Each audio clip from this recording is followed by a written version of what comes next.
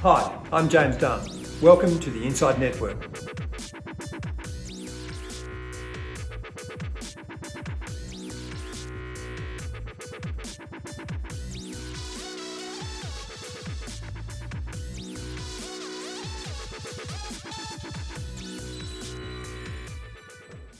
Pleased to welcome Doug Goodwille from Kayne Anderson. Welcome to Waddle Partners in our lovely Melbourne office. Thank you for having me. Maybe as a starting point, it'd be good to understand who Kayne Anderson is and their role in the private credit market globally. Sure. So Kayne Anderson, we are a $35 billion alternative asset manager with three principal strategies, one in real estate, one in energy infrastructure, and one in private credit. We started the platform on the private credit side in 2011. We've invested roughly $12 billion into 200 companies during that time. And as a firm, we're focused really in niches, both in real estate, credit, and infrastructure, where we have a knowledge and sourcing advantage. And really all the strategies are focused on the mid-market. Private credit's incredibly popular and topical in the Australian market at the moment, but for our audience at home, who probably have less experience in the more complex parts, not that it's particularly complex, can you just explain very simply what private credit is? Sure. So private credit is essentially making a privately originated loan, so think a non-bank, just with the individual company. Somebody providing the capital to an individual company.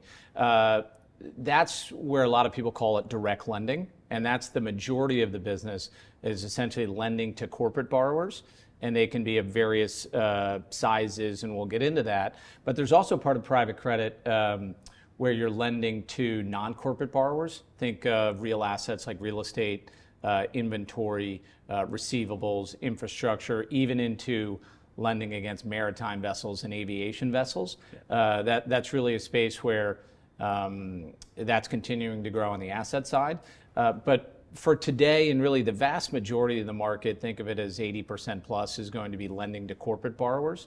And so private credit is essentially making a loan to those corporate borrowers, and that can be in the lower mid-market, which is typically $10 million of profit or EBITDA or less.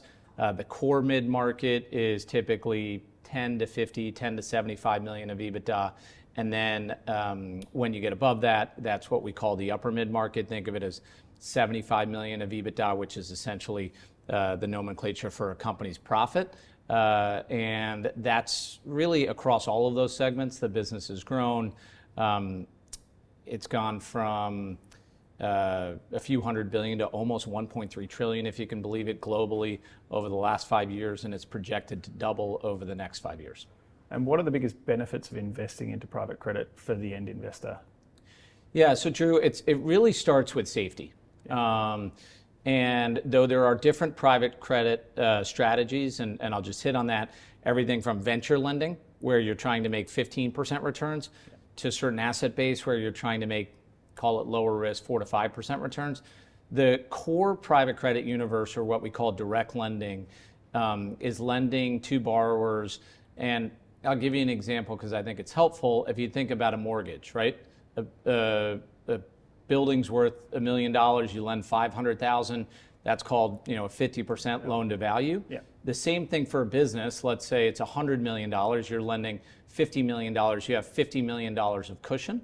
And so these loans are safe. They've got a lot of cushion in terms of equity value. They have contractual interest. So you're getting paid current interest every quarter. And so when you think about why it's attractive, and I think why it's grown so much, banks have largely retreated out of the space, and we can cover why, but it's good contractual income. You can create a diversified pool of loans, and they're usually making a few hundred basis point premium to what you would buy in the liquid loan markets or buying high yield bonds. But the risk is actually, we think when you look at defaults and the downside, is actually less than the liquid markets. And I think that contractual income, the safety, capital preservation, or as we like to say, you can sleep well at night, not worried about your principal and making good return. I think that's why the market has become so popular across the globe. Yeah, we talk about that sleep well at night as a big part of every conversation with clients, and also the importance of having income and growth when we're building portfolios. So private credit clearly sits in the income side. Be interested to understand where income or yield sit from a historical or even as today's perspective. I know it's very niche in different parts of the market, but broadly, what sort of returns or income should? Yeah, I'll talk. So again. As a spread, probably. Yeah, as a spread, if you think about the underlying rates, rates have now gone up to 5. They've recently come back down in the U.S. into the mid 4s. And when you think about, there's also spreads above that. So if you're in the liquid loan markets, you might be making spreads of 300 to 400 above that. And when you say liquid, that's like traded on an exchange. You could go into Fidelity and buy an index fund of leveraged loans or high yield bonds. We've made, over the last 12 years, we've averaged about 600 over the underlying rate, and you make some fees. So 6% over. So you're talking about making 11 to 12%, which we believe is very attractive. And I think when you look at where people have invested, and you think about private equity, growth investing, venture capital, even real estate, from 2011 to even through 2021, despite a bump during COVID, rates were very low. So it was a good time to speculate, if you will, and invest in growth. Over the last 2 years, really the pendulum has kind of swung towards credit, because you have underlying rates at 5%. You can make 9, 10, 11, 12% in credit. And so you're making really good yields, and you're taking arguably much less risk than you are in some of the more equity-like strategies. So I think with rates where they've been for the last 2 years, and even with the yield curve showing 3 to 4%, credit is still very attractive relative to other alternative asset classes. We talk about this a lot. There's like an obsession in Australia with buying shares for income. But if your income from shares is now, the ASX is yielding like 3.8, but you can get 11% from a global diversified private credit investment. That's in some ways a no-brainer to be looking at, rethinking how you're generating your income. You talked about Kayne Anderson having niches within the private lending market. It'd be good to understand a little bit more detail on what those are. So we are in what we call the core mid-market, in terms of making middle market loans to largely private equity owned businesses, companies that typically have kind of 50 to 500 million of revenue. And so direct lending, whether it's lower mid-market, upper mid-market, is typically the practice of lending senior debt, sometimes a little bit of unitranche. That word gets thrown out a lot. Think of it as you're just stretching a little deeper into the capital structure. Instead of being 3 to 4 times leverage, maybe you're 4 to 5. We talked about that loan to value concept. Maybe instead of being 50% of the capital structure, you go up to 60. We keep that to a minimum in our portfolio, but that segment of the market is really what people refer to as direct lending to corporate borrowers in, again, about on the low end, 20 to 30 of revenue up to even close to $1 billion of revenue. And so the alternative asset managers have really grown and taken the place of banks in terms of providing capital. And so what happened is, coming out of the global financial crisis, specifically in the US, but really across the globe, the regulations put on banks forced them to really exit this market. And that's created really part of the boom in private credit. We talked about why you would want it, but then with banks out of the market, alternative asset managers can focus on the lower mid-market, the mid-market, and even the upper mid-market. And so really these managers have filled the void.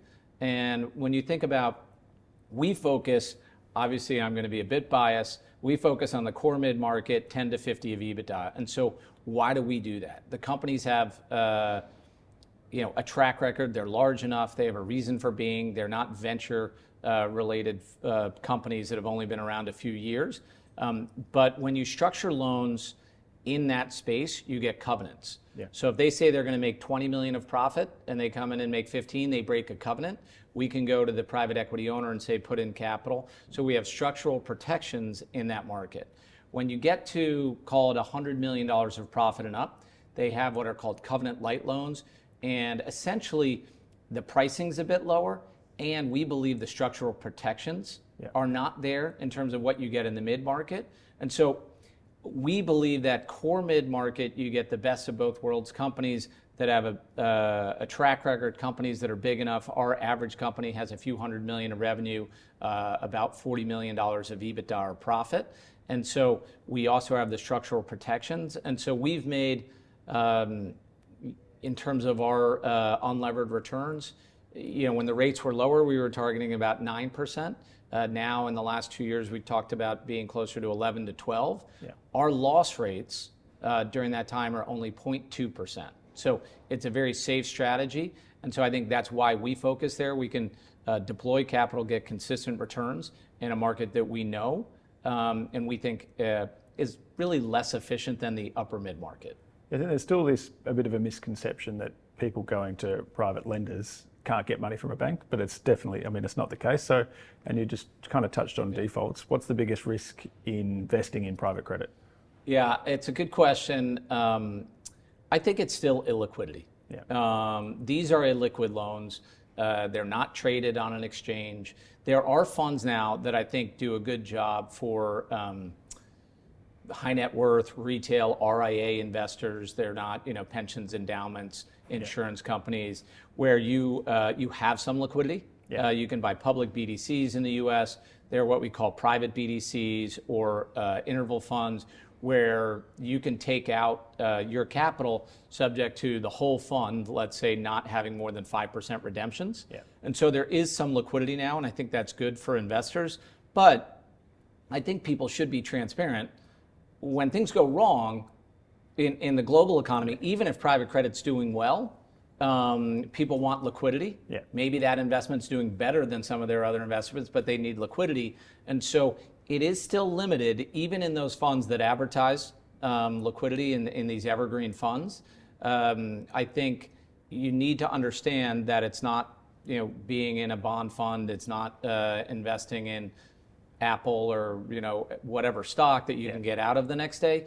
I think you need to understand it's a long-term investment. And if with that in mind, what's the kind of average term of the loans that you're making in there? Yeah, so they're typically a 5-year term. Yeah. What happens is, for us at least, our strategy, again, we're lending primarily to private equity-owned businesses. Yeah. Their typical hold life is around 3 years. Yeah. So while it's a 5-year loan, most of them pay back in a duration of 3 years. So, and we're not too concerned if the duration is a little longer. You're just making a little bit more interest, and we're targeting to keep it simple. People talk about IRRs. When we put, if somebody puts $1 into our fund, the goal is to return 1.4. Yeah. Sometimes you get higher returns during a shorter period of time, but your multiple of capital might be a little lower. And sometimes when the market's a little bit slower, the loans stay out. So your returns might be a little bit lower, but that multiple you receive might be 1.45. So again, I think it's very consistent in terms of the performance. And from our perspective, an attractive place to put your capital. And one additional question would be around, what is the structure of most of these loans? Are they fixed or variable rate? Yeah, good question, and I should have hit on that.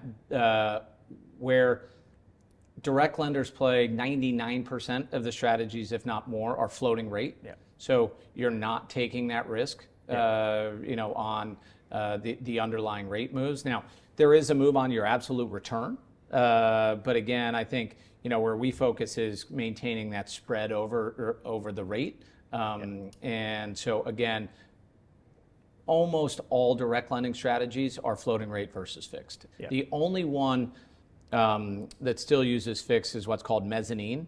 And so mezzanine is exactly what you think. It's the part right in the middle. Yeah. You have the equity owning the business, you have mezzanine here, and then your senior debt. Yeah. And they're typically trying to make about 12 to 14% return, somewhere between what you're making on the senior debt and what you're targeting on the equity.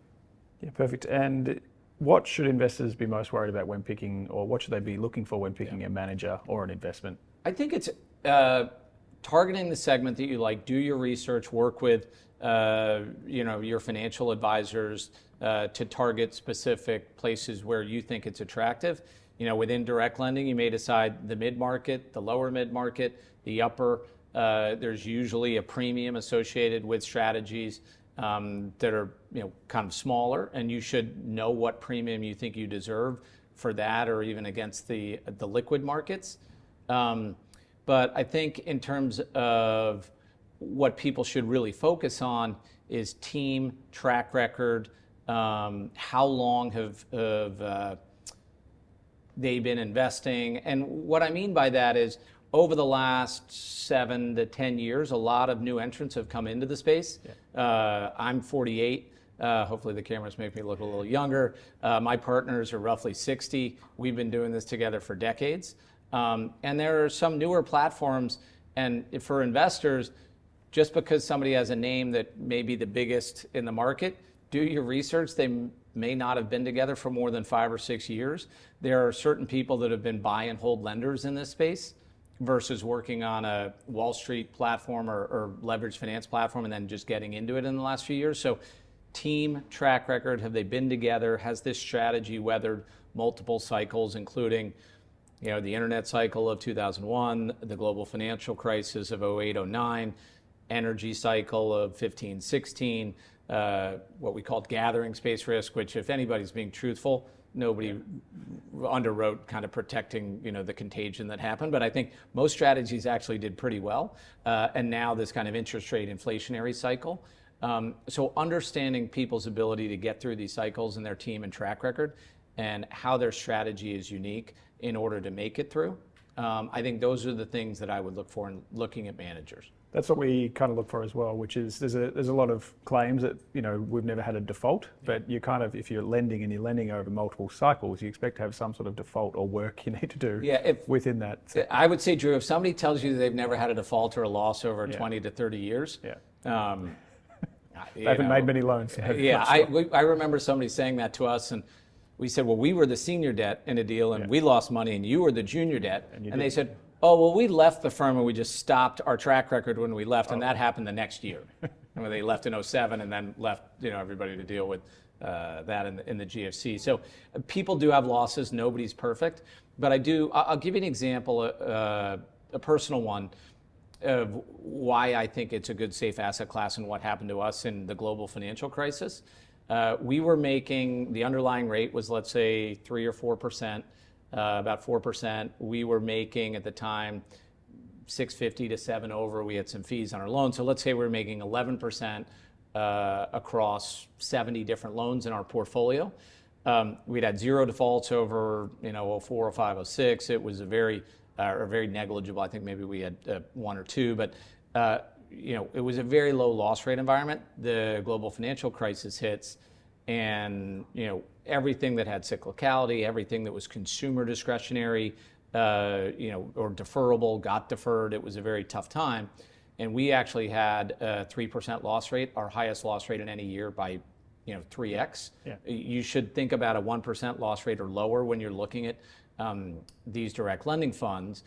But in that year, people were losing 30%, 40% of their net worth, and we were returning about an 8% return to them. So for us, an incredibly tough year, and I will say it was triage, getting liquidity into businesses, negotiating deals with private equity firms. There's a lot that goes into it. But if you're in a space and with a good manager where you can make it through the global financial crisis and make 7.5 to 8.5% return in that year, it's a good space to be in. It's defensive. And I think when you're with a good manager, that's even better. And that's a perfect place to close. So thank you, Doug. Yeah, thank you so much for having me, Drew.